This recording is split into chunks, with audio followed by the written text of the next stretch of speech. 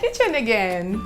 This time I'm making a rice cooker meal just like the one I made few months back. You check this video, salmon rice cooker, but this time I'm using minced meat.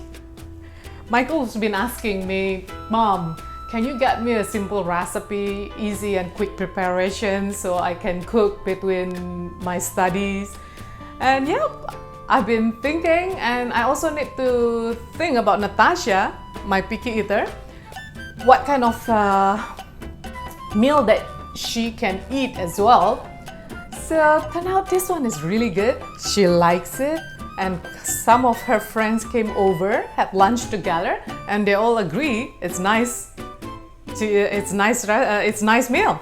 Then I said, yeah, that's gonna be your meal when you go to unis. They're all happy, and I would like to share with you as well. Watch till the end how I'm putting it into a nice rice bowl with a scrambled egg.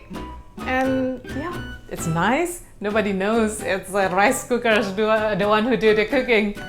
Let's do this together.